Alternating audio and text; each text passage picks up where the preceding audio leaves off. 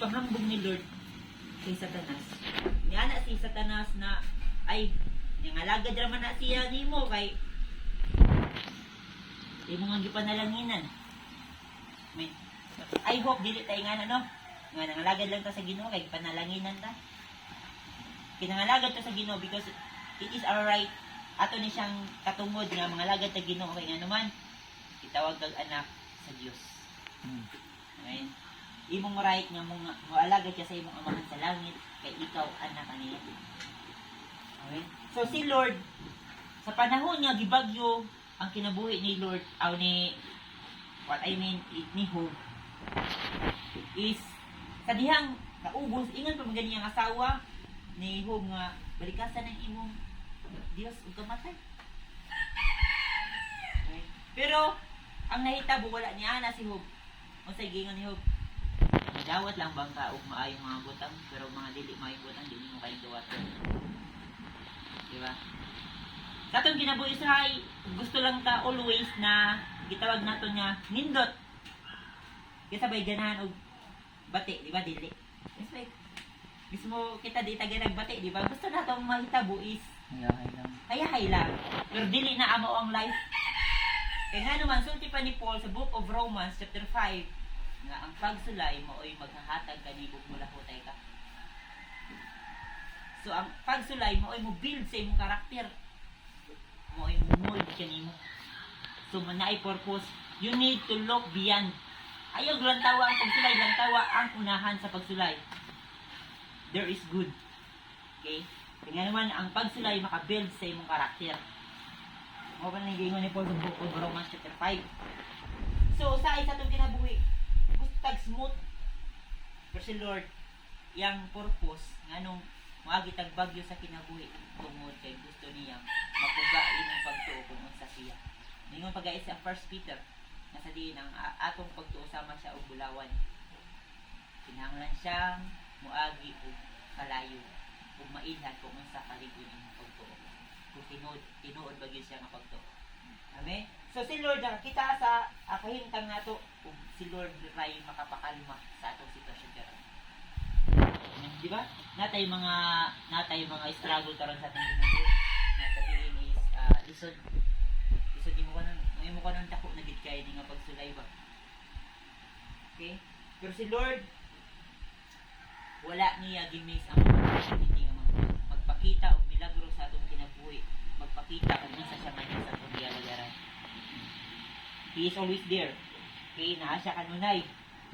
So, dala may makapakalma sa atong kinabuhi. Okay. Sahig lang yun ta. Basta na may mga panahon nga maglisod kag salig sa Ginoo pero sa kinabuhi ako lang ito lang pangandi sa akong kinabuhi. Okay. Si Lord, kung imo lang gid mapalipay si Lord, ibon. Ako magkulig ko mga prayer request. Ito pastora.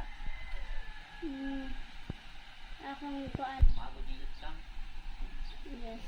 Kaya sa amin na kuan dito. Kaya mo na Diyos.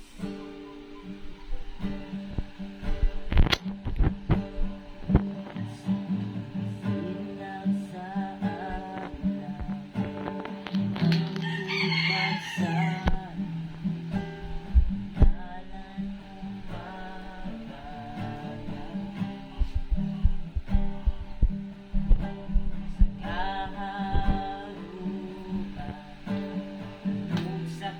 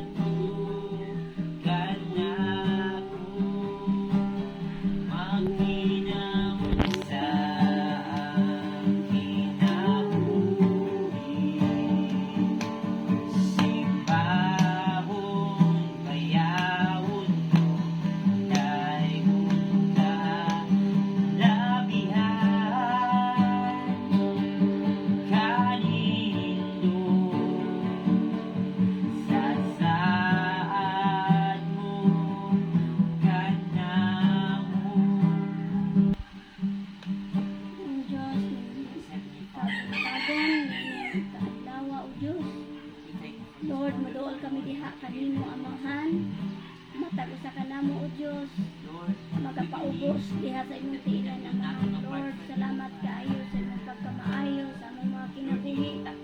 Bisan pa taliwala sa mga problema, taliwala o Diyos, o God, sa mga trials, Lord, and every circumstansya, Ginoo, nga makapaluya ka namo. Apan kining tanan, Lord, among isang atiha kanimo amahan. Lord, nagaampo ako sa mga batan-on, o Diyos, nga ang oras sa matag adlaw ila kining ginagamit Ginoo nga insakto diha sa imong atubangan, o God, nga diin ikaw kapaningin-ingid ba. Lord, bisan pa sa incoming, o Diyos, nga youth camp, Lord, sa National Youth Camp, Ginoo, sa Asian Hope, nagaampo ako, Lord, ikaw magatubag sa tagsa-tagsa nga mga panginahanglan, every churches and every young magaandam ikaw sa mga kasing-kasing sa maong mga tao nga ilang bisitahon karon.